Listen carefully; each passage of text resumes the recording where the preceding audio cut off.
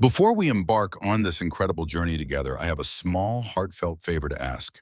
Please subscribe to my channel. Give this video a thumbs up. It costs you nothing but means the world to me.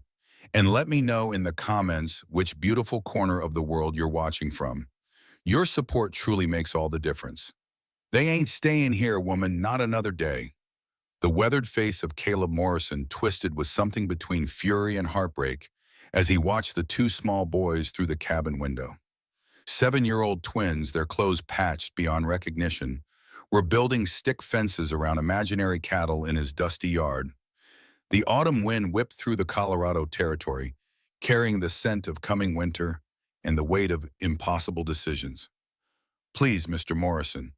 The school teacher's voice cracked like drought-parched earth. "There's nowhere else. The orphanage in Denver is full, and winter's coming fast." But Caleb's jaw was set harder than the granite peaks surrounding his remote homestead. 20 miles from the nearest settlement, 40 years old and bitter as burnt coffee, he'd built this life specifically to avoid moments like this. The boys had been calling him Papa for 3 weeks now, their innocent voices cutting through his defenses like a hot blade through butter. "I said no, Miss Catherine." His voice was rough as sandpaper, but his hands shook as he poured whiskey into a tin cup. "I ain't the man for this. Never was, never will be." The woman behind him, all Eastern refinement and stubborn determination, gathered her worn shawl tighter. Catherine Whitmore had arrived a month ago with these orphaned twins, fleeing something she wouldn't name, and somehow this arrangement had formed. She cooked, cleaned, taught the boys their letters. He provided shelter from the brutal mountain weather. But now the snows were coming, and the pretense was wearing thin.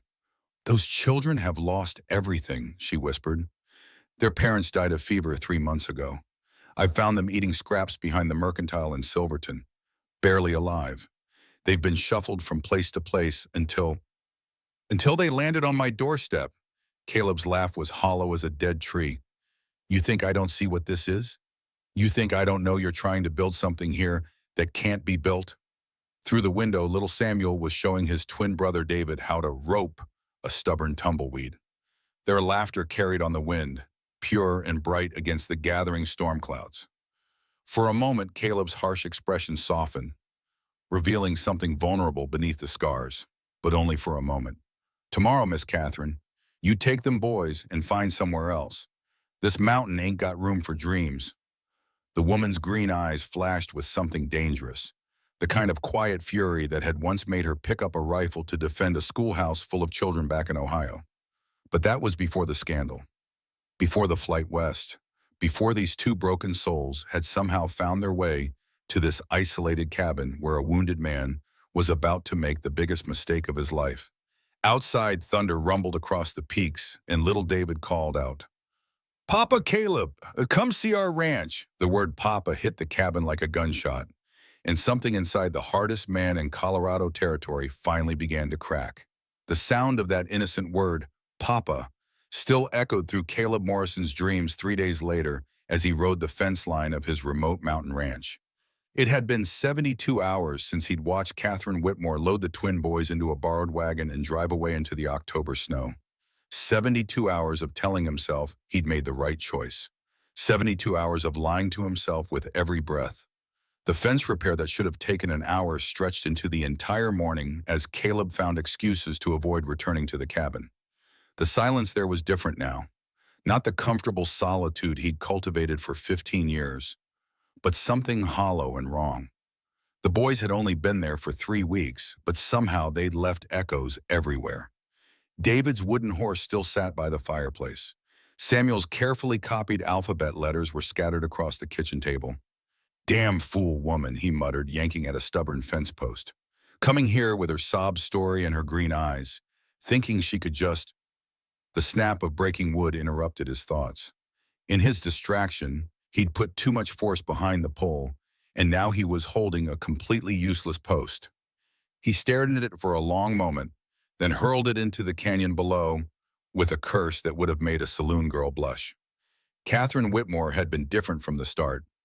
Most folks gave his isolated cabin a wide berth, 40 miles from the nearest settlement, accessible only by a treacherous mountain trail, It wasn't the kind of place that attracted visitors, but she'd appeared a month ago like something out of a fever dream, riding a half-dead horse with two small boys clinging to her skirts and desperation written across every line of her face.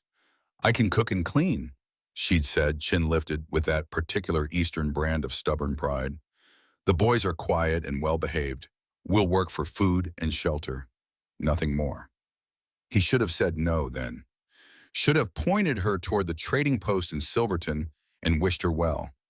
Instead, he'd found himself nodding, telling himself it was just until the weather cleared. Just temporary. 3 weeks of Catherine's gentle presence had nearly undone 15 years of careful isolation. She cooked better than anyone had a right to in a place this remote. She mended his shirts with neat, precise stitches.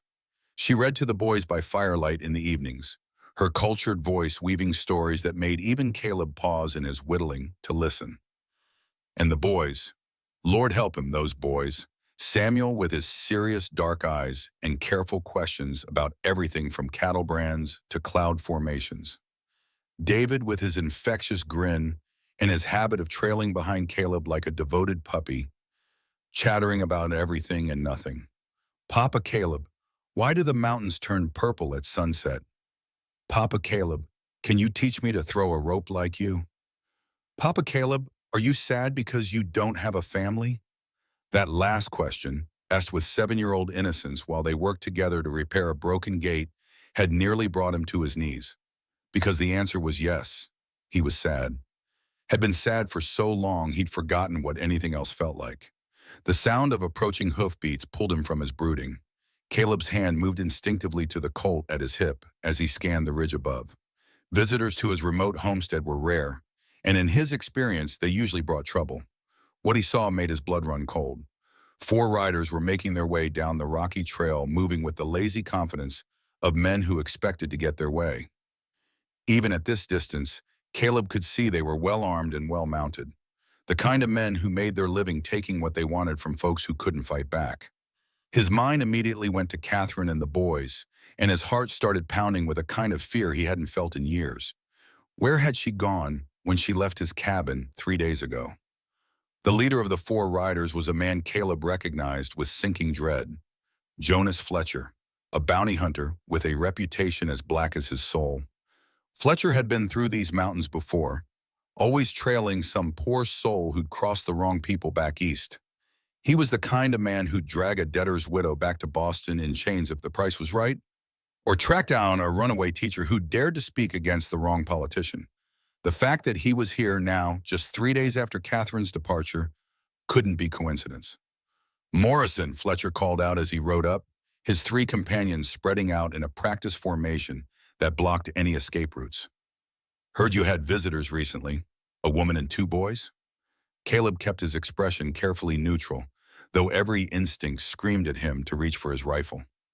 "Get a lot of travelers through here. Hard to keep track." Fletcher's smile was cold as a winter grave.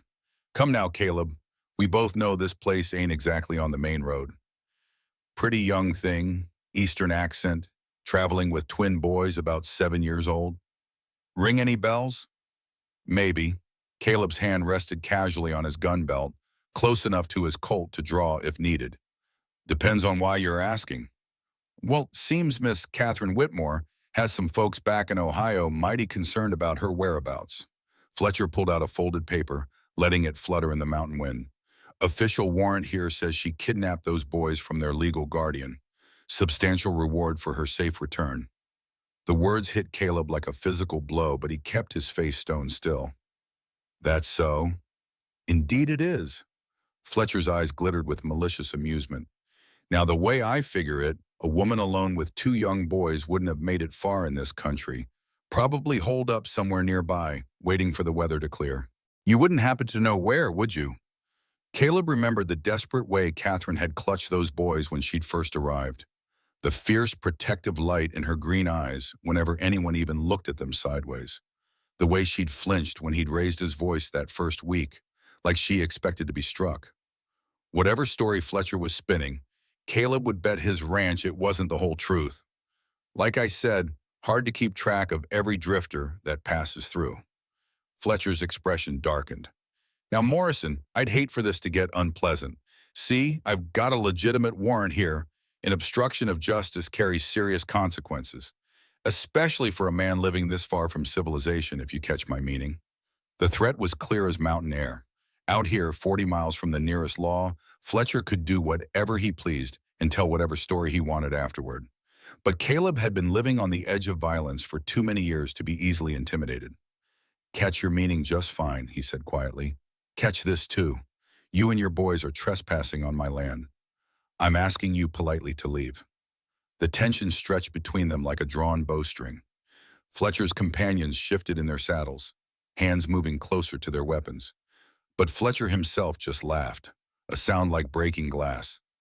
"Have it your way, Morrison, but I'll find her with or without your help. And when I do, I'll be sure to mention how cooperative you were." He wheeled his horse around, then paused. "Oh, and Caleb, that woman and those boys? They're worth $500 to me, dead or alive. Just something to keep in mind." As the four riders disappeared back up the mountain trail, Caleb stood frozen beside his broken fence post, his mind racing. $500 was more money than most folks in this territory saw in 5 years. It would buy a lot of cooperation from desperate people, and winter was coming fast. Catherine and the boys had a 3-day head start, but where could they have gone? The nearest town was Silverton, but that would be the first place Fletcher looked. Maybe the mission at St. Mary's, but that was another day's hard riding through dangerous country. For 15 years, Caleb Morrison had prided himself on minding his own business. He'd built this isolated life specifically to avoid getting tangled up in other people's troubles. But as he stood there in the growing afternoon shadows, listening to the wind whistle through the peaks, he kept hearing an echo that wouldn't fade. "Papa Caleb, are you sad because you don't have a family?" The boy's innocent question haunted him now with new meaning. 3 hours of hard thinking later, Caleb was loading supplies into his saddlebags when he remembered the letter. Catherine had left it tucked under the sugar bowl on his kitchen table, sealed with a drop of candle wax and marked with his name in her careful school teacher's script. He'd found it the morning after she'd left, but hadn't had the heart to open it. Now, with Fletcher's threats echoing in his ears, he broke the seal with trembling fingers. "Dear Mr. Morrison, I know you believe I am simply a burden you must bear, but I want you to know that these 3 weeks in your home have been the closest to peace Samuel, David, and I have known in months. Whatever mistakes I may have made in Ohio, whatever sins follow me west, I want you to know that your kindness, however reluctantly given, has been a gift. The boys speak of you constantly. You have become their hero, their ideal of what a man should be. Samuel practices your walk when he thinks no one is watching. David saves the best parts of his dinner to share with you, even when you pretend not to notice. I know you lost your family in the war, though you have never spoken of it. I see the pain in your eyes when you watch the boys play, and I understand why you've chosen solitude. But Caleb, isolation isn't the same as healing. Sometimes the very thing that terrifies us most is exactly what our broken hearts need. I pray that someday you'll find the courage to open your heart again. You have so much love to give, if only you'd let yourself. The boys and I are bound for the mission at St. Mary's, then perhaps on to California if I can earn passage. But no matter how far we travel, we'll carry the memory of your mountain with us always. With deepest gratitude and affection, Catherine. P.S. Samuel left his wooden horse by the fireplace. He said Papa Caleb might get lonely without something to remember them by.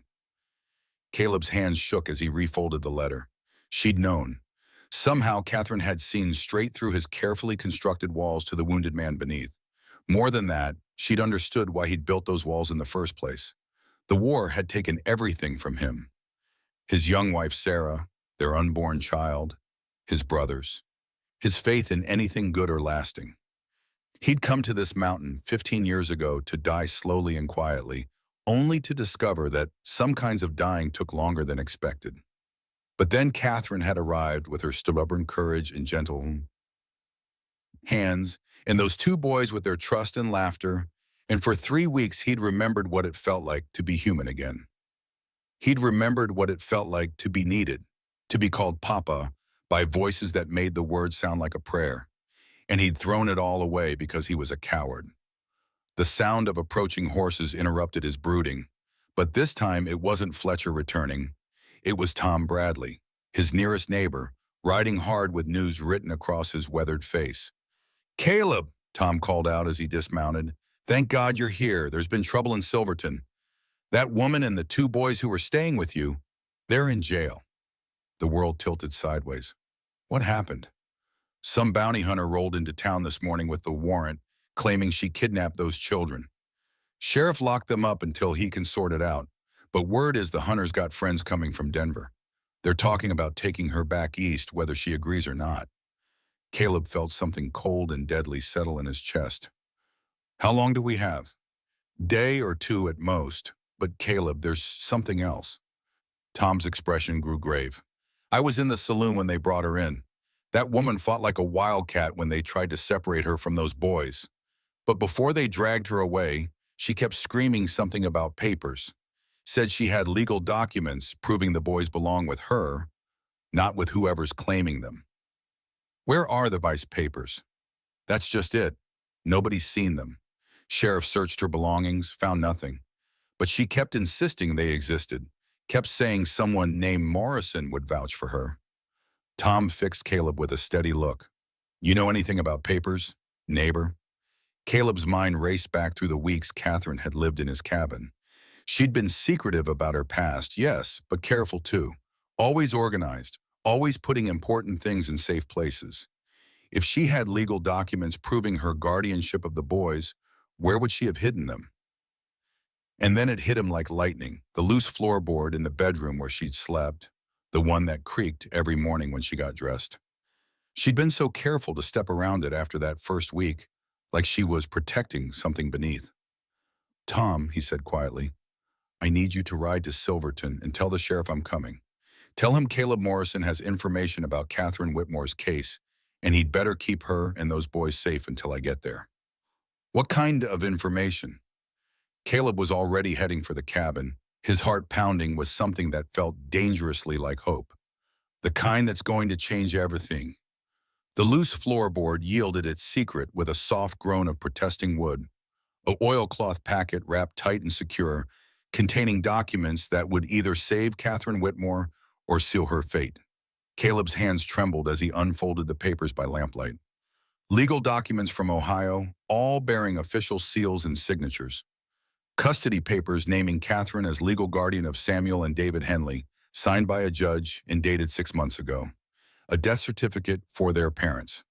And most damning of all, a complaint filed against one Marcus Henley, the boy's uncle, documenting abuse, neglect, and his attempts to sell the children's inherited property while using them as unpaid labor. But there was more. A letter from the boy's dying mother, written in a shaking hand. "Catherine, I entrust my precious boys to your care. Marcus has shown his true nature. He sees them only as a means to claim their father's farm. Please take them far from here, where his greed cannot reach them. You are the only person I trust to love them as they deserve."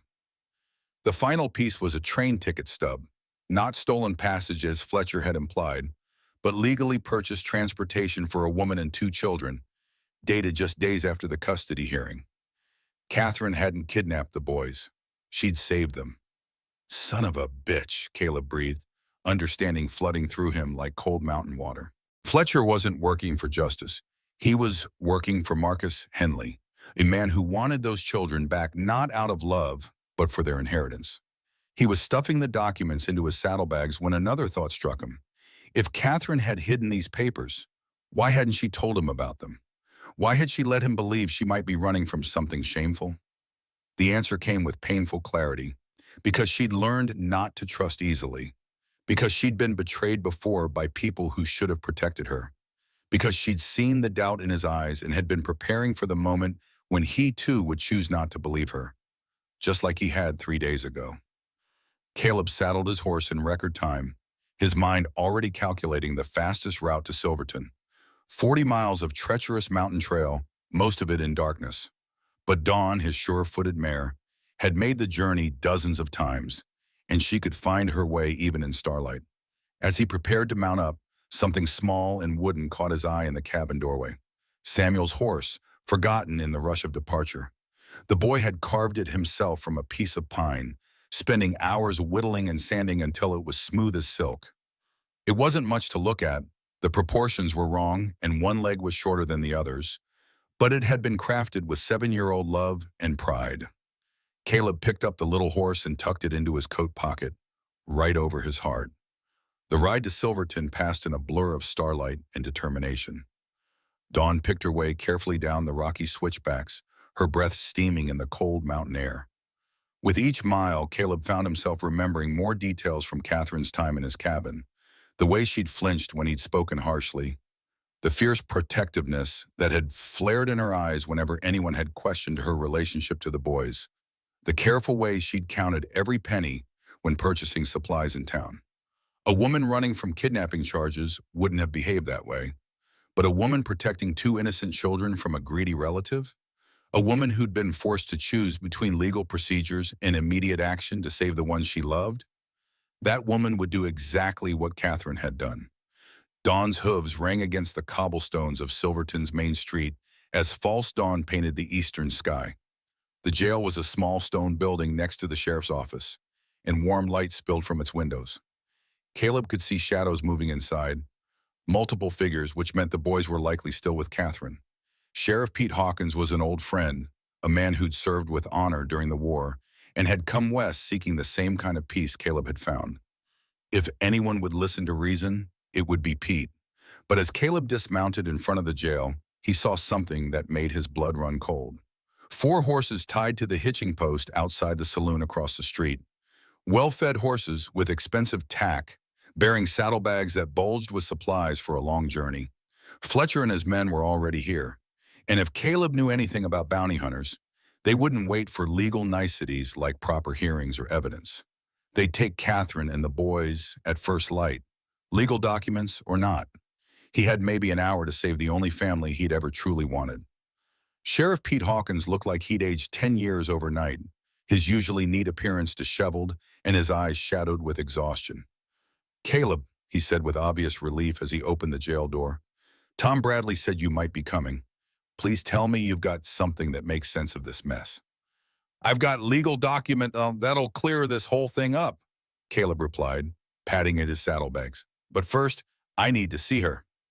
Pete led him through the small jail to the single cell and back. What Caleb saw there nearly brought him to his knees. Catherine sat on the narrow cot with both boys curled against her sides, all 3 of them fully clothed and wide awake despite the early hour. Samuel's face was streaked with dried tears, while David clutched his brother's hand with white-knuckled intensity. Catherine's green eyes met Caleb's through the bars, and he saw a complex mixture of surprise, hope, and lingering hurt flicker across her features. "Mr. Morrison," she said quietly, "I didn't expect to see you here." "Ma'am," he touched the brim of his hat, suddenly feeling awkward as a schoolboy. "Boys." "Papa Caleb!" David's face lit up like sunrise, and he scrambled off the cot toward the bars. "You came! I told Samuel you'd come!" Samuel was more reserved, his serious dark eyes studying Caleb's face, as if looking for signs of whether this visit meant rescue or goodbye. "Are you here to take us back to your mountain?" The question hit Caleb like a physical blow. These children, locked in a jail cell and facing an uncertain future, still saw him as safety, still called him Papa, despite the way he'd sent them away. "Working on it, son," he said softly, then looked at Catherine. "I found your papers, the ones under the floorboard." Relief flooded her features, followed quickly by embarrassment. "You must think I'm terrible for not telling you about them, but I've learned that sometimes even legal documents aren't enough when you're fighting people with money and connections." "Tell me about Marcus Henley," Caleb said. Catherine's jaw tightened. The boy's uncle, their father's brother. When John and Mary died of the fever, Marcus swooped in claiming family rights. But he didn't want the children. He wanted the farm John had left them, 80 acres of good Ohio farmland worth more than most people see in a lifetime. "So you fought him in court?" "I had to." Catherine's voice grew fierce. "I'd been Samuel and David's schoolteacher for 2 years. I'd spent countless evenings in their home, had dinner with their family dozens of times. When Mary was dying, she begged me to protect them. She'd seen how Marcus treated his own hired hands. like property to be used and discarded. Through the bars, she reached out and smoothed Samuel's hair with gentle fingers. The boys were living in Marcus's barn, sleeping in horse stalls, eating scraps.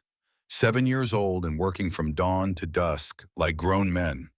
When I filed for guardianship, Marcus threatened to have me arrested for kidnapping if I didn't drop the case. But you won custody, Caleb said. The judge saw through Marcus's lies, awarded me legal guardianship, and ordered the farm to be held in trust until the boys come of age. But Marcus has friends, connections, money to hire men like Fletcher. The day after the court ruling, someone tried to burn down the schoolhouse where I was staying with the boys. That's when I knew we had to run. Pete Hawkins had been listening to every word, his expression growing grimmer by the moment.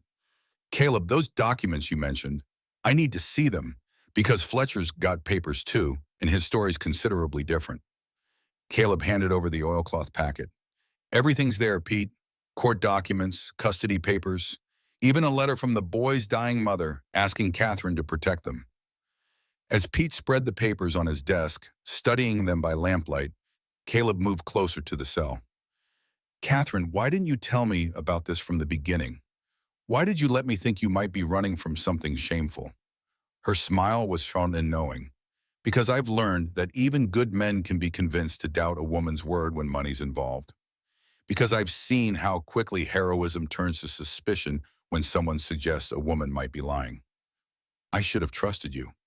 You barely knew me, and I'd learned not to expect trust easily.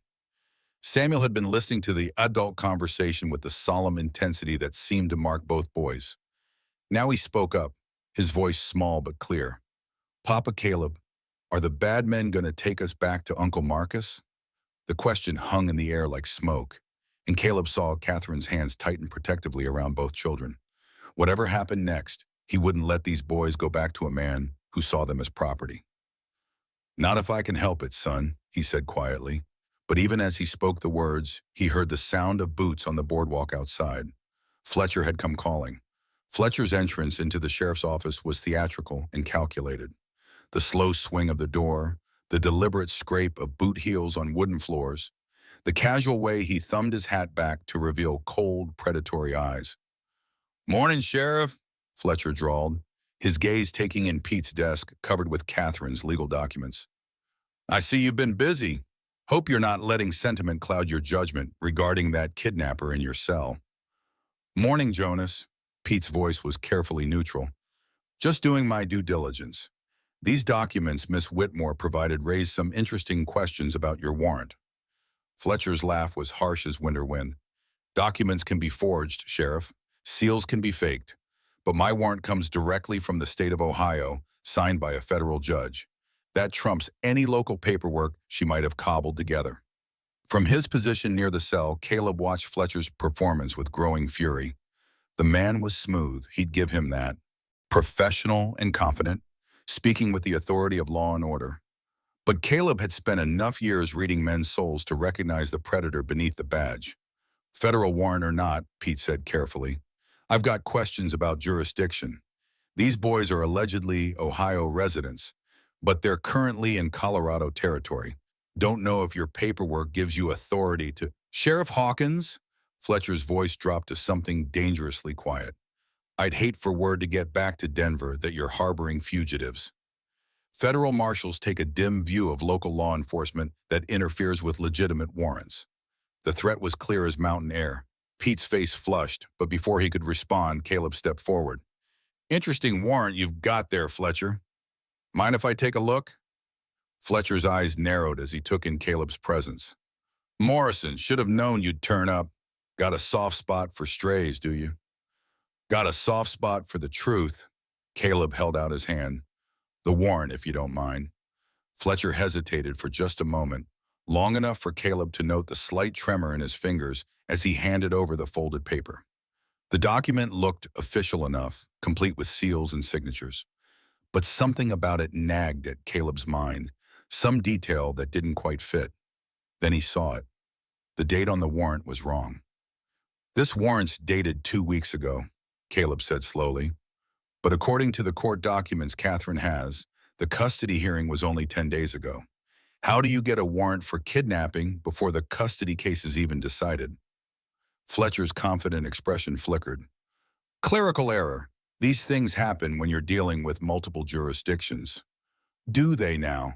Caleb folded the warrant carefully, his mind working through the implications. Tell me something else, Fletcher. Who's paying you for this job? Because I'm looking at legal documents that show the boys inherited their father's farm. Valuable property, the kind that might make a greedy uncle willing to pay well to get those children back under his control. My employer's identity is confidential, Fletcher snapped, but sweat was beading on his forehead despite the cool morning air. From the cell, Catherine spoke up, her voice carrying clearly through the jail.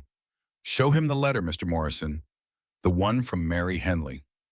Caleb found the dying woman's letter among the documents and read it aloud, his voice growing harder with each word. When he finished, the silence in the jail was deafening. That's a compelling story, Fletcher said finally. But dying women say all kinds of things when they're delirious with fever. Not exactly legal testimony. Maybe not, Pete interjected, studying Fletcher with new suspicion. But it sure paints a different picture than your warrant suggests. And those custody documents look awfully official to me. Fletcher was losing control of the situation, and everyone in the room could sense it. His hand moved closer to his gun, and Caleb tensed, ready to draw. But then Samuel's voice cut through the tension, high and clear and heartbreakingly innocent. Papa Caleb, why does the bad man want to take us away from Miss Catherine? She takes good care of us. She makes sure we eat every day and says prayers with us and teaches us our letters. The simple words hit the room like stones dropped in still water. Here was the truth stripped of legal complications. A 7-year-old boy who understood that Catherine had fed him, protected him, loved him when no one else would. Fletcher's face twisted with something ugly. Enough of this. I've got a legal warrant and federal authority. I'm taking the woman and children, and anyone who interferes will answer to... You'll answer to me first. The voice came from the jail's back door, where Tom Bradley stood with his rifle trained on Fletcher's chest. Behind him were 3 other men Caleb recognized, ranchers and shopkeepers from the area, all armed and looking grim. Tom, Pete said carefully, what's this about? Been asking around town about our friend Fletcher here, Tom replied without taking his eyes off the bounty hunter. Turns out he's got quite a reputation. 3 women and children reported missing after he escorted them back east. None of them ever reached their supposed destinations. The temperature in the room seemed to drop 10 degrees. That's a serious accusation, Fletcher said, his voice tight. It's about to get more serious, Tom continued, because one of those missing women? She was last seen with you in Denver 6 months ago. Young widow with a baby, supposed to be returning to her husband's family in Chicago. Funny thing is, the family never saw her. Fletcher's hand was definitely on his gun now, and Caleb could feel the situation balancing on a knife's edge. In the cell, Catherine had drawn both boys close, shielding them from what was about to happen. The standoff stretched like a drawn bowstring, 4 rifles aimed at Fletcher while his hand hovered over his Colt, everyone waiting for someone to make the first deadly move. Then David's small voice broke the silence. I'm scared, Papa Caleb. The words hit Caleb like a physical blow. Here was a 7-year-old child, locked in a jail cell, watching armed men prepare to kill each other over his fate. This wasn't how it was supposed to happen. This wasn't what Catherine would want. And it sure as hell wasn't what those boys needed to see. Easy, everyone, Caleb said quietly, raising his hands in a peaceful gesture. There's children present. Let's figure this out like civilized men. Fletcher seized on the moment of calm. You're all making a big mistake. I'm a licensed bounty hunter with legitimate papers. You interfere with me, you'll have federal marshals down here to see uncomfortable questions. Maybe, Tom Bradley said without lowering his rifle. But we'll cross that bridge when we come to it. Right now, I'm more concerned about what happened to Mary Littleton and her baby. I don't know what you're talking about. Sure you do. Pretty young widow, dark hair, baby boy about 8 months old. You took a contract to escort her back to Chicago, only she never arrived, And you showed up in Denver 2 weeks later with a pocket full of gold and a story about how she'd changed her mind and headed to California instead. Fletcher's eyes darted toward the door, calculating distances and odds. Prove it. Don't need to prove it right now, Tom replied. Just need to keep you here long enough for proper authorities to sort things out. From behind his desk, Pete Hawkins cleared his throat. Jonas, I'm going to need you to surrender your weapons while we get this straightened out. These are serious allegations, and until I can verify your story and your warrant, you are staying put. Like hell I am. Fletcher's hand tightened on his gun. You don't have authority to— I've got all the authority I need. Pete stood up, his own pistol now drawn and pointed at Fletcher's chest. You're under arrest for suspicion of fraud, kidnapping, and murder.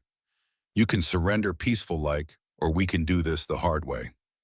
Fletcher looked around the room, taking in the hostile's face and drawn weapons. For a moment, Caleb thought the man might actually surrender. Then Fletcher's expression went cold and calculating. You know what? You're right. I surrender. He started to raise his hands, then suddenly dove sideways, drawing his Colt as he rolled behind an overturned desk. The jail exploded in gunfire.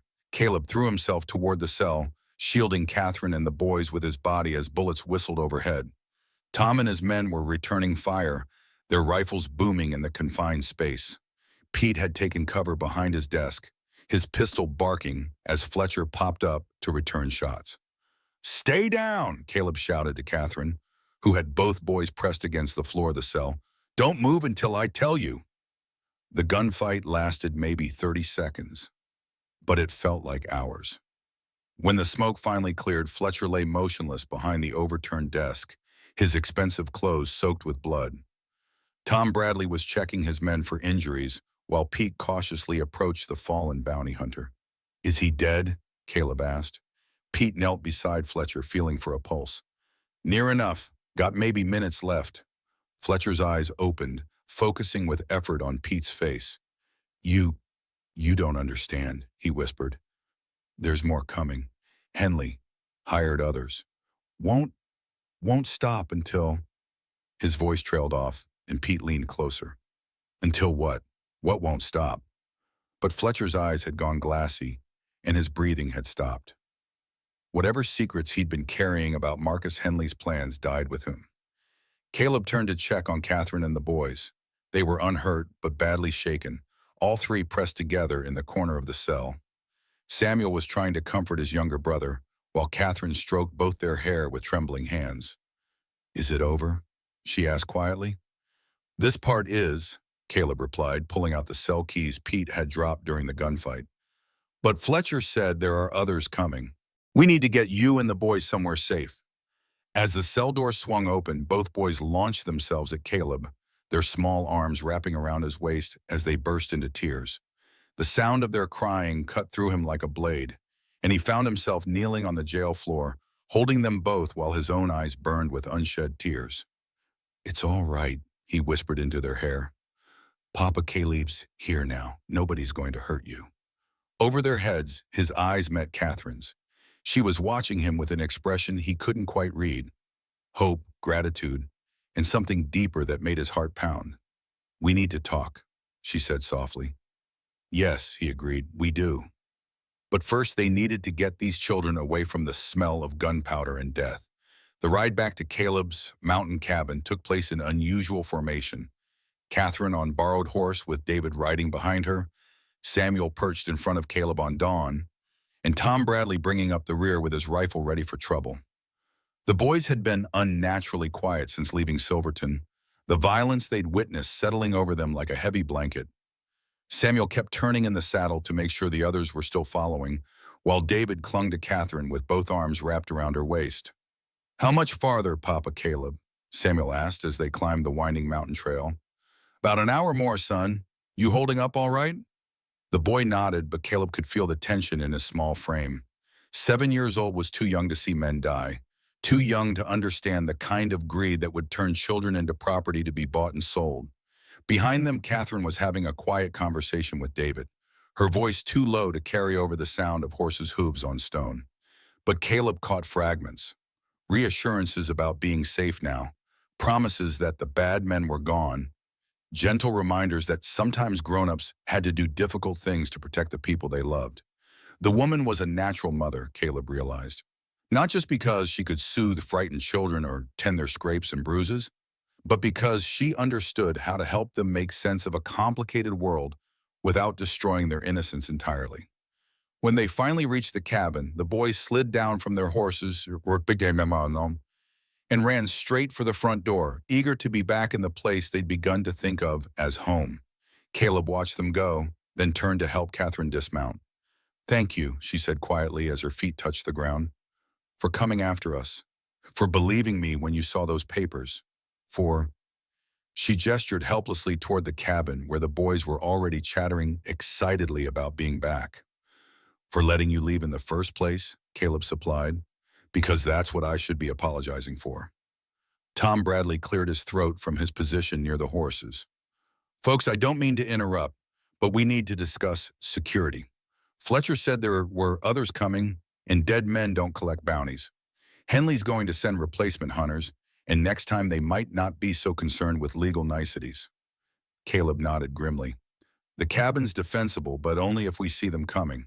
The trail up here's got 3 good ambush spots. I could post a couple of my boys at the lower passes," Tom offered. "Give you advance warning if anyone's heading up the mountain." "Appreciate that. But Tom, this could go on for weeks, maybe months. You've got your own ranch to worry about." "So did you, neighbor. But that didn't stop you from riding 40 miles through the night to save a woman and 2 children." Tom's weathered face creased in a slight smile. "Besides, Mary Littleton was my cousin's wife. If Fletcher did what I think he did to her and that baby, then this is personal now." From inside the cabin came the sound of running feet and excited voices. Through the window, Caleb could see the boys showing Catherine around as if she'd been gone for months instead of days.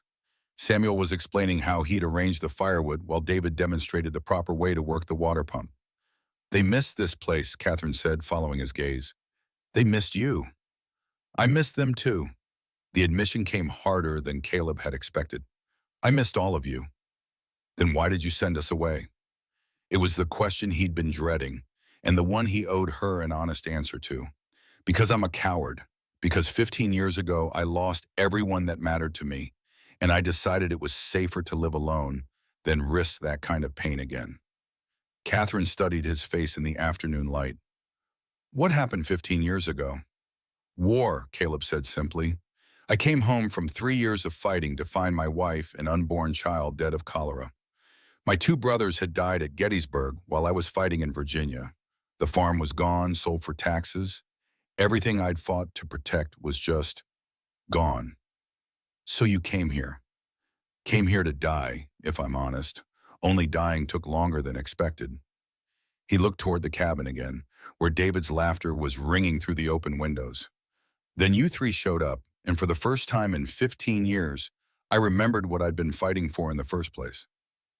"Family," Catherine said softly. "Family." He turned to meet her eyes. "Catherine, those papers you hid, they prove you're the boy's legal guardian. You don't need me to keep them safe. You could take them to California, start fresh somewhere Henley's influence can't reach." "I could," she agreed. "But is that what you want?" It was such a simple question, but it cut to the heart of everything Caleb had been avoiding for weeks. What did he want? For 15 years, he'd wanted nothing but solitude and slow forgetting. But now, "I want you to stay," he said quietly. "All 3 of you. I want to teach those boys how to ranch properly, how to read weather and track game and handle horses. I want to watch them grow up strong and decent. I want—" He swallowed hard.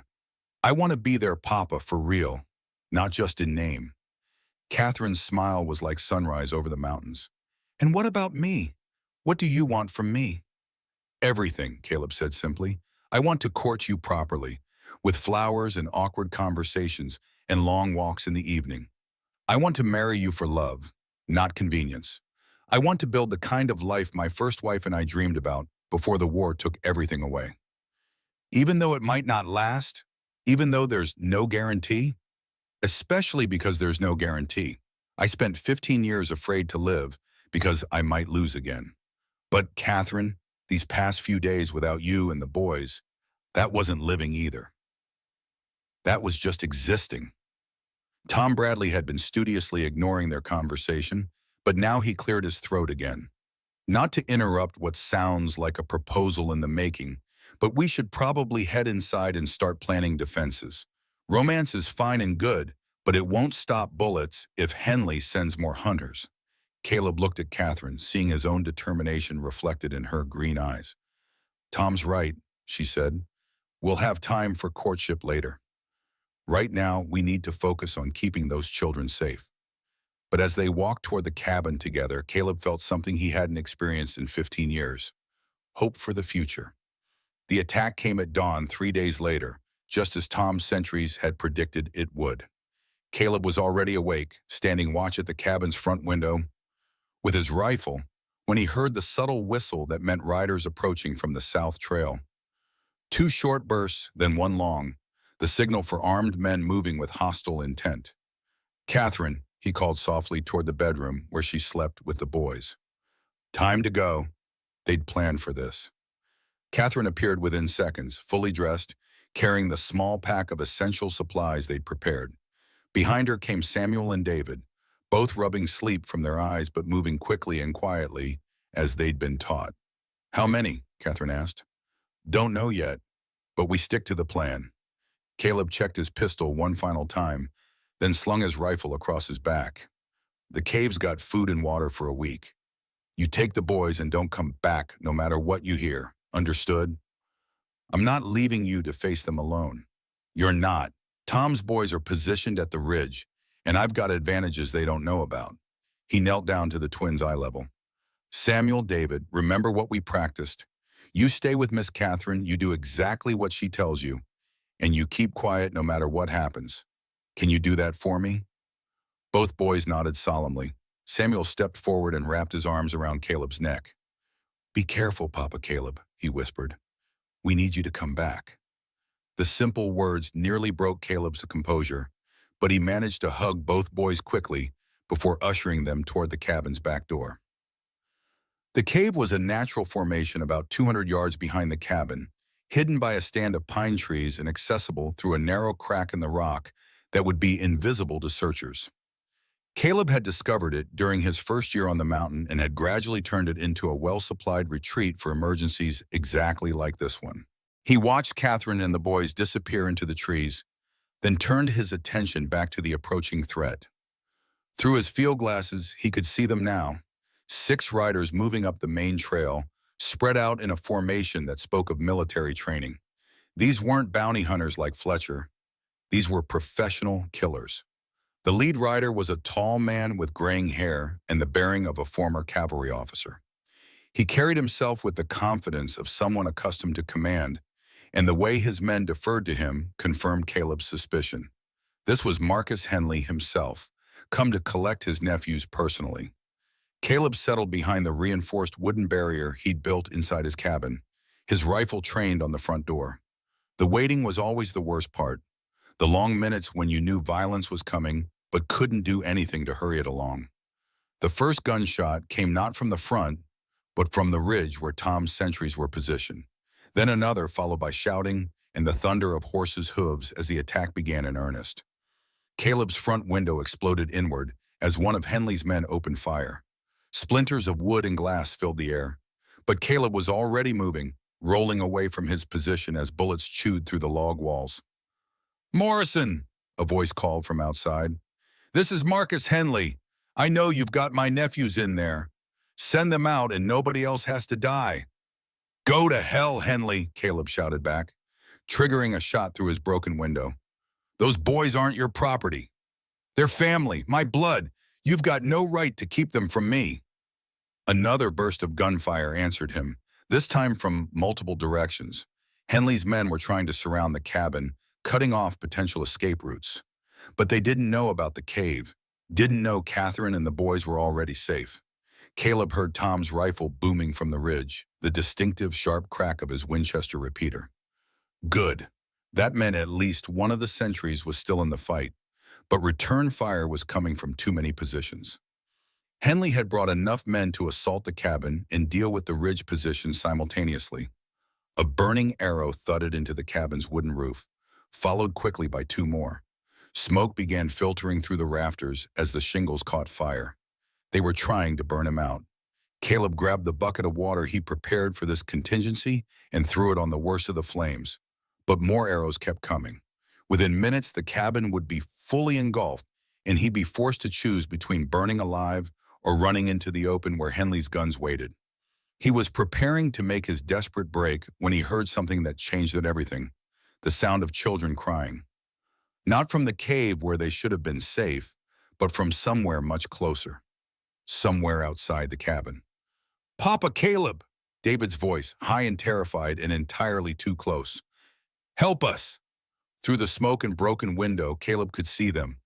Catherine and both boys, hands tied behind their backs, kneeling in his front yard while Marcus Henley stood behind them with a pistol pressed to Catherine's head. "Seems your friends had a little accident on their way to wherever you thought they'd be safe," Henley called out. "Amazing how easy children are to track when they're scared. Now, Morrison, you can come out peaceful-like, or I can start demonstrating why blood is thicker than water." The sight of David and Samuel kneeling in the dirt with ropes around their small wrists nearly drove Caleb into a blind rage. But 15 years of surviving in harsh country had taught him when to fight and when to think. Henley was using the oldest trick in the book, threatening innocents to force his enemy into the open. But something about the setup felt wrong. The children looked genuinely terrified. But Catherine was too calm. Her eyes weren't showing the desperation Caleb would expect from a woman facing execution. Instead, she was looking directly at him through the broken window, and her expression was almost expectant. "You've got 10 seconds, Morrison," Henley shouted. "Then I start with the woman." "Don't hurt her," Caleb called back, making his voice sound desperate. "I'm coming out. Don't shoot." But instead of heading for the front door, he moved toward the back of the cabin, where a small window looked out toward the pine grove. If his suspicions were correct, there, a flash of movement in the trees, Tom Bradley and at least two other men positioned for an ambush. Catherine had somehow managed to signal them before allowing herself to be captured. The whole thing was a trap, but who was trapping whom?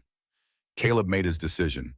He fired 3 quick shots out the front window, not aimed at anyone, but loud enough to get attention, then bellowed, "All right, I'm coming! Don't hurt the children!" He moved to the front door, taking his time, making noise, giving Tom's men time to get into position. Through the doorway, he could see Henley's men spread out across his yard, positioned to have clear shots at anyone emerging from the cabin.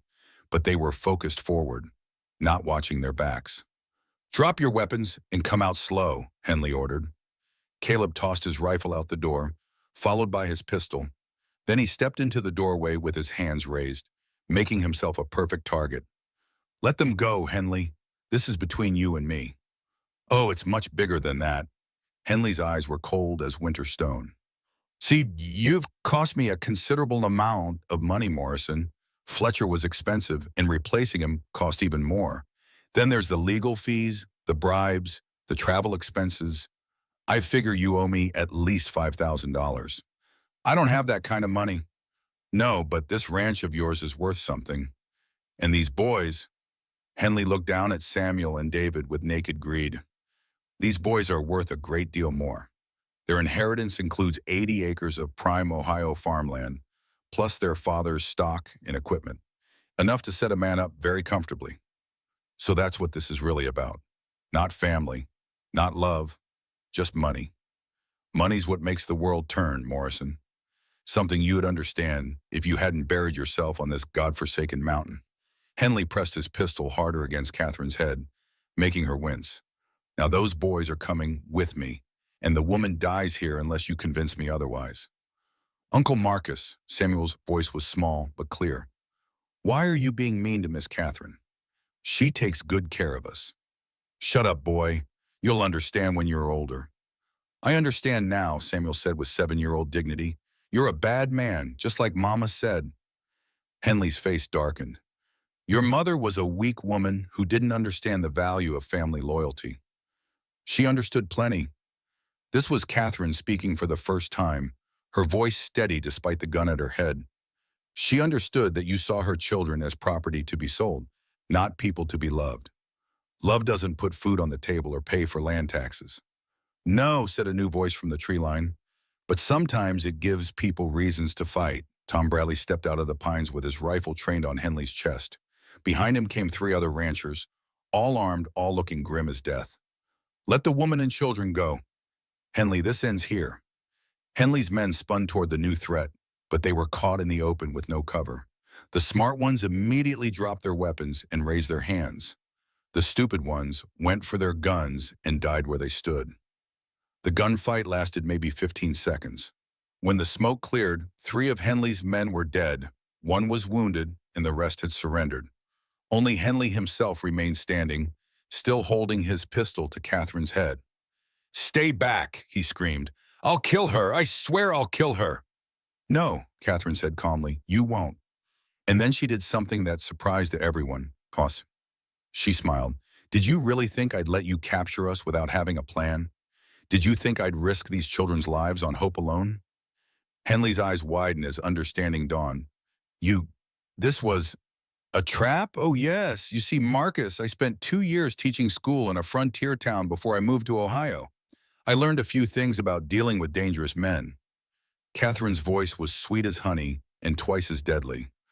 I learned that sometimes the best way to end a threat is to let it come to you. The sound of a rifle being cocked came from directly behind Henley. He spun around to find Caleb standing 3 feet away, his backup rifle trained on Henley's heart. She also learned, Caleb said quietly, that desperate men make stupid mistakes, like not checking to see if the man they thought they had trapped might have a back door. Henley's pistol wavered between Catherine and Caleb, his face showing the dawning realization that he'd been outmaneuvered by a schoolteacher and a hermit. "Drop it, Marcus," Tom called out. "It's over." But Marcus Henley had spent too much money and traveled too far to give up now. "If I can't have those boys," he snarled, "then nobody can." He swung his pistol towards Samuel and David. And Caleb Morrison, who had spent 15 years avoiding violence, who had come to this mountain to escape the kind of choices that left men's souls stained forever, put a bullet through Marcus Henley's heart. The silence after gunfire always feels different from regular quiet, heavier, more complete, like the world itself is holding its breath. Caleb stood over Marcus Henley's body, smoke still curling from his rifle barrel, while the reality of what he'd done settled into his bones.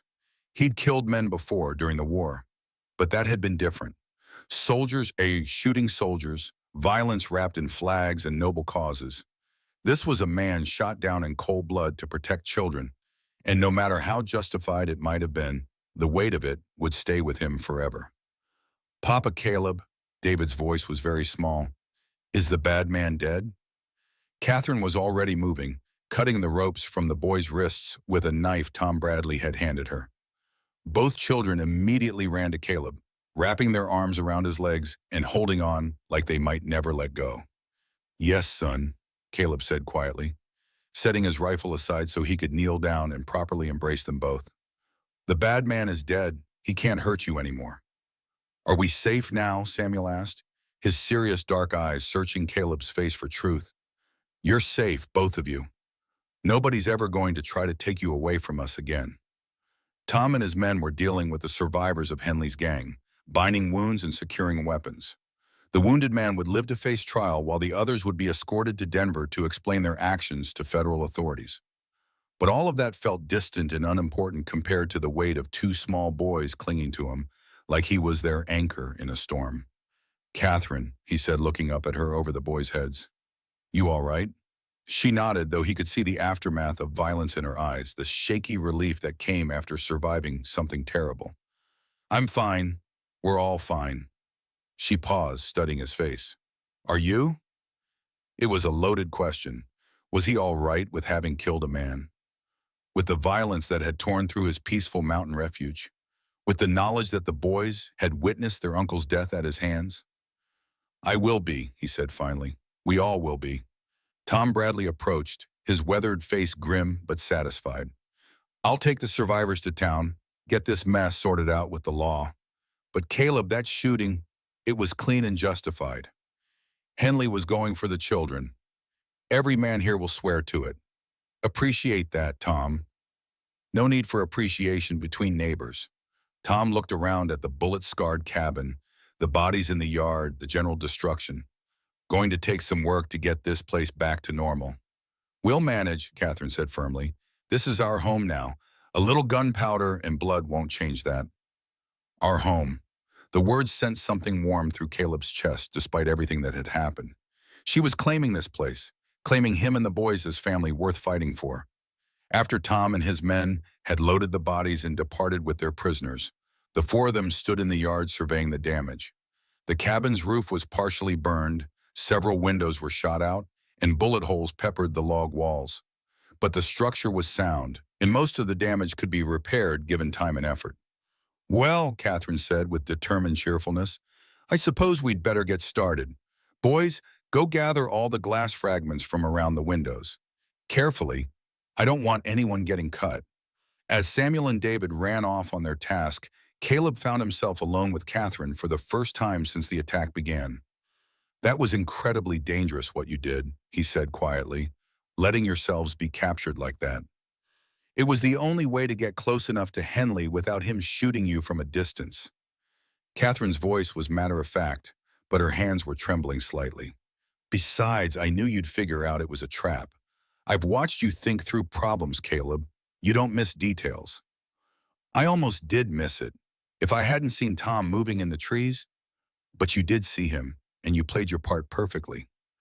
She touched his arm gently. We make a good team. They stood together, looking at their damaged home, and Caleb found himself thinking about the choices that had brought them to this moment. A month ago, he'd been alone on this mountain, convinced he wanted nothing but solitude. Now he had a woman he loved, two boys who called him Papa, and a future that stretched ahead full of possibility and purpose. Catherine, he said carefully, after everything that's happened today, everything these boys have seen, I need to ask you something important. She turned to face him fully, her green eyes serious. What is it? Will you marry me? Not because we need the legal protection, not because it's practical, but because I love you and want to spend whatever years I have left being your husband and their father. The smile that spread across her face was like sunrise after the longest night of winter. Caleb Morrison, I thought you'd never ask. Is that a yes? That's absolutely a yes. She stepped into his arms, and for the first time since she'd arrived at his cabin, he kissed her properly. Not a gentle brush of lips, but a real kiss that tasted of hope and promises and forever. When they broke apart, they found Samuel and David watching them with identical grins. Does this mean Miss Catherine is going to be our mama for real? David asked. If she'll have us, Caleb replied. I'll have you, Catherine said softly. All of you, forever. The wedding took place 6 weeks later in the small church at Silverton, with half the town in attendance and the other half providing music, food, and enough whiskey to float a riverboat. Catherine had insisted on doing things properly, despite Caleb's suggestion that a simple ceremony with just the four of them would suffice. But she wanted Samuel and David to have memories of something joyful and celebratory, something to balance out the violence they'd witnessed.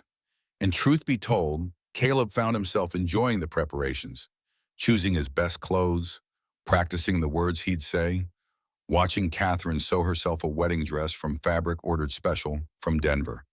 The dress was simple but elegant, white cotton with small blue flowers, fitted through the bodice and flowing into a full skirt that rustled when she walked. She'd braided wildflowers from their mountain meadow into her hair, and when Caleb first saw her walking down the church aisle, he felt his breath catch in his throat. But the real magic was in the boys. Samuel and David had appointed themselves official guardians of the wedding rings, and they took the responsibility with 7-year-old seriousness that had everyone in the church smiling. They'd practiced the ceremony for weeks, walking up and down the cabin, delivering imaginary rings, and bowing formally to imaginary crowds. Do you, Caleb Morrison, take Catherine Whitmore to be your lawfully wedded wife, to have and to hold, in sickness and in health, for richer or poorer, for better or worse, until death do you part? I do. The words came easier than Caleb had expected, carrying 15 years of loneliness and the promise of however many years remained. Do you, Catherine Whitmore, take Caleb Morrison to be your lawfully wedded husband, to have and to hold, in sickness and in health, for richer or poorer, for better or worse, until death do you part? I do. Her voice was clear and strong, and her eyes never left his face. By the power vested in me by the territory of Colorado, I now pronounce you husband and wife. You may kiss the bride. This kiss was different from their first, public and witnessed, but also somehow more intimate. It was a promise made before God and neighbors, a commitment that went beyond convenience or necessity into something that felt eternal. When they broke apart, the church erupted in cheers and applause, but the sound Caleb heard clearest was Samuel and David's excited voices calling out, "Papa, Caleb, Mama Catherine," as if trying out the new words. The reception was held in the church social hall, with tables groaning under the weight of donated food and Tom Bradley providing music on a battered fiddle he claimed had survived the Battle of Bull Run.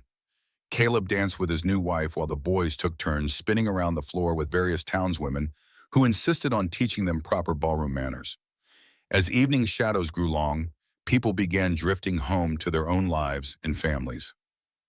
Caleb and Catherine stood in the doorway thanking their guests, the boys asleep on a bench nearby, exhausted by excitement and cake. "Ready to go home, Mrs. Morrison?" Caleb asked as the last wagon disappeared into the dusk. Catherine's smile was radiant. "I've been ready for weeks." The ride back to their mountain was peaceful, with Samuel and David sharing a horse and dozing against each other, while Caleb and Catherine rode side by side, their hands occasionally touching as their horses walked the familiar trail. The cabin looked different in the moonlight, not damaged and scarred as it had 6 weeks ago, but renewed. They'd spent long hours repairing the bullet holes, replacing broken windows, rebuilding the partially burned roof. What had emerged wasn't exactly the same building Caleb had lived in for 15 years, but something better, a home that had been tested by violence and emerged stronger. "Look," Catherine said softly, pointing toward the cabin windows. Tom Bradley's wife had gone ahead to prepare the cabin for their return, and warm light glowed from every window. Smoke rose from the chimney, and even from a distance they could smell something delicious cooking. "She promised to have supper waiting," Catherine continued, "and I suspect she's prepared the cabin for a wedding night." Caleb felt heat rise in his cheeks. They'd been living as a family for weeks now, but always with careful propriety, always mindful of the boys' presence and the fact that they weren't actually married. Tonight would be different. "Nervous?" Catherine asked gently. "Terrified," he admitted. "It's been a long time since I've been a real husband to anyone. It's been a long time since I've been anyone's wife. We'll figure it out together." They reached the cabin to find Mrs. Bradley had indeed outdone herself. A feast waited on the kitchen table. The boys' bed had been prepared with fresh linens, and the bedroom that had belonged to Catherine alone now showed signs of preparation for 2 occupants. Samuel and David were too tired to do more than eat a few bites before stumbling toward their bed. But as Catherine tucked them in, Samuel looked up at her with serious eyes. "Mama Catherine, are you going to stay with us forever now?" "Forever and always," she promised. "This is our family now. Nothing's ever going to change that." "Good," David mumbled sleepily. "I was worried you might decide to go away again." "Never," Catherine said firmly. "I'm home now." After the boys were asleep, Caleb and Catherine sat by the fireplace, sharing a quiet supper and talking about small things. Plans for expanding the garden, ideas for winter projects, hopes for the future. The conversation was comfortable and domestic, but underneath ran a current of nervous anticipation. Finally, Catherine stood and held out her hand. "Come to bed, husband," she said softly. And Caleb Morrison, who had spent 15 years alone on a mountain, who had convinced himself he was too old and too broken for love, took his wife's hand and followed her into their new life together. Spring came early to the Colorado mountains that year, arriving in a rush of snowmelt and wildflowers that transformed their high meadow into something from a fairy tale. Caleb stood at the corral fence watching Samuel work with the young colt they'd purchased in Silverton. The boy had a natural way with horses, patient and gentle, but firm when necessary. At 8 years old now, he was growing tall and lean like his father had been, with steady hands and an instinct for reading animal behavior that couldn't be taught. "Easy there, Thunder," Samuel murmured to the colt, his voice carrying the same quiet authority Caleb used with difficult livestock. "Nobody's going to hurt you. We're all friends here." David was nearby, supposedly helping but mostly getting in the way as he chattered about everything and nothing. Where Samuel was serious and methodical, David remained the sunshine of their small family, quick to laugh, eager to try new things, endlessly optimistic about outcomes. "Papa Caleb," David called out suddenly, "come see how good Samuel is with Thunder." The word Papa still sent a warm jolt through Caleb's chest, even after 8 months of marriage and family life. He'd never expected to be anyone's father, but these boys had claimed him completely, and he'd discovered reserves of patience and love he hadn't known existed. "Doing fine work, son," he called back to Samuel. "Remember what I taught you about reading his ears." From the cabin came the sound of humming, Catherine's voice floating through the open windows as she worked on whatever project was currently occupying her attention. She was always working on something: mending clothes, preserving vegetables, writing letters to distant relatives, or teaching the boys their lessons. The woman had more energy than seemed humanly possible, and she'd turned their rough mountain home into something warm and welcoming. As if summoned by his thoughts, Catherine appeared in the cabin doorway, one hand pressed to the small of her back. She was 5 months along with their first child together, and the pregnancy was beginning to show in the gentle curve of her belly and the way she moved with careful grace. "Boys," she called, "wash up for dinner." Both Samuel and David immediately abandoned their horse training and ran toward the cabin, their boots pounding across the yard. Caleb followed more slowly, taking time to properly secure the corral and check that Thunder had adequate water. The simple domestic scene, his wife calling children to supper, the smell of fresh bread drifting from the cabin, the sound of young voices arguing about who got to sit where, struck him with unexpected force. This was what he'd fought for during the war without really understanding what he was fighting for. This was what he'd mourned for 15 years without quite knowing what he'd lost. Peace, family, home. "You're looking thoughtful," Catherine observed as he entered the cabin. She was ladling stew into bowls while the boys washed their hands at the basin. "Just thinking about how much has changed in less than a year," he replied, moving to help her with the heavy pot. "This time last year I was eating beans from a can and talking to my horse because she was the only conversation available. Poor Dawn, replaced by a chattering family. Dawn doesn't seem to mind the company. Neither do I." Catherine's smile was soft and knowing. "I'm glad, because this family's about to get a little bigger."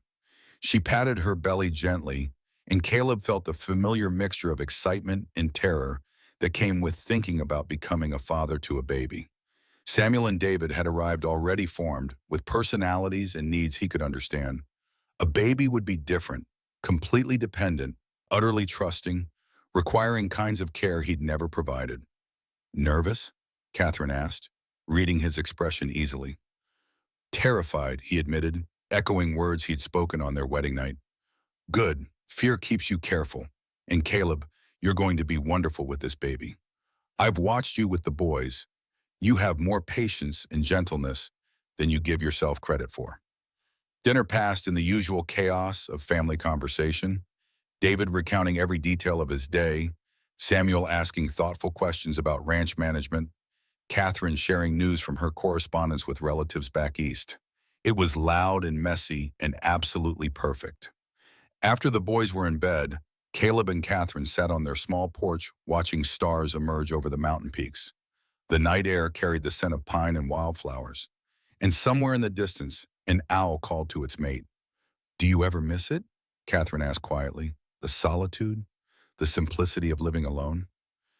Caleb considered the question seriously. "Sometimes I miss the quiet, but I don't miss the loneliness.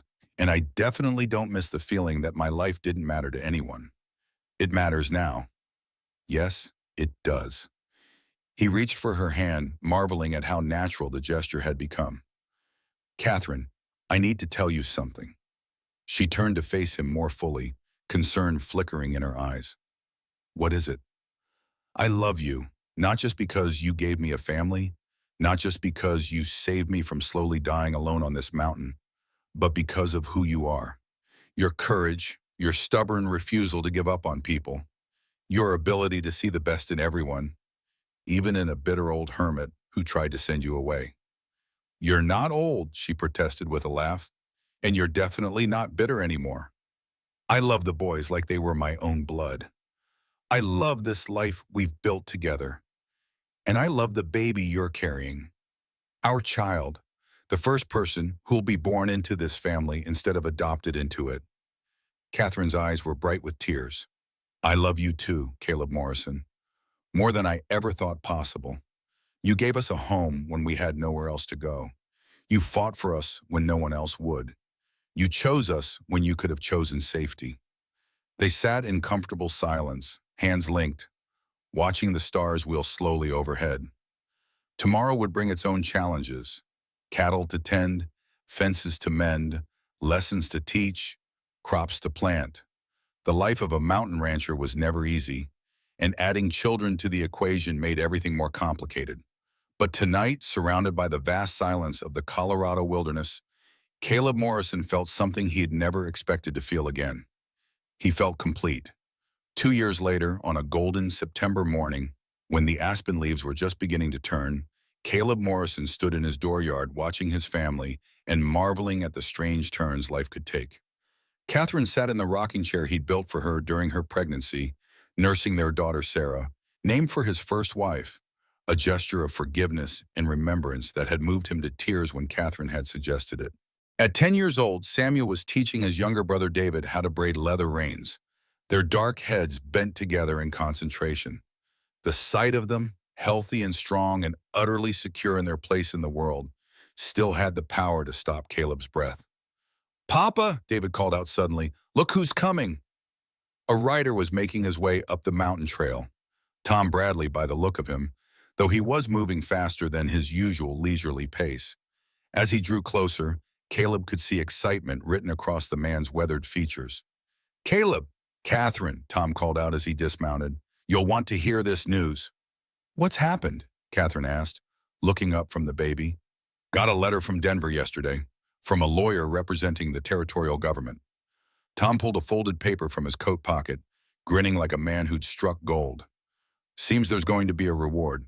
$500 for your part in stopping Marcus Henley's operation." Caleb frowned. "What operation?" Turns out Henley wasn't just after those boys for their inheritance. The authorities found records showing he'd been buying and selling children for years. Orphans, mostly. Kids with property or trust funds he could get his hands on. You stopping him saved God knows how many other families from what you went through. The news settled over them like a cold wind. To think that Samuel and David had been just two victims in a larger scheme, that other children had suffered what these boys might have suffered. "The money's yours by right," Tom continued, "enough to expand this place considerably. Maybe buy that adjoining land you've been wanting." Caleb looked around at his mountain home, the cabin they'd rebuilt together, the corrals where his small herd grazed peacefully, the garden where Catherine's vegetables grew in neat rows. It was a good life, sufficient for their needs. But with a growing family and dreams of expanding their ranch. "What do you think?" Rodney asked Catherine. "I think," she said carefully, "that we should use part of it to establish a fund for other children who find themselves in situations like Samuel and David were in, and maybe use the rest to build that larger cabin we've been talking about." Samuel looked up from his leatherwork. "Could we really have a bigger house, with separate rooms for everyone?" "We could," Caleb confirmed. "Would you like that?" "I'd like it fine. But Papa Caleb, I like this house too. This is where we became a real family." The simple words hit Caleb with unexpected force. Where we became a real family. From the mouth of a 10-year-old boy who'd lost everything and found it again on a remote Colorado mountain. "This will always be our first home," Catherine said gently, "the place where all our best memories began. But families grow, and sometimes homes need to grow with them." Baby Sarah chose that moment to finish nursing and let out a healthy wail of protest about something only she understood. David immediately abandoned his leatherwork and ran to peer at his sister. "Can I hold her, Mama Catherine?" "Of course, but remember what I taught you about supporting her head." Caleb watched his youngest son cradle the baby with careful reverence and felt the familiar tightness in his chest that came with moments of pure happiness. 3 years ago, he'd been alone on this mountain, convinced his life held nothing but slow decline toward a solitary grave. Now he had a wife he adored, 3 children who called him Papa, and a future that stretched ahead filled with possibility. "You know what I think we should do with some of that reward money?" he said suddenly.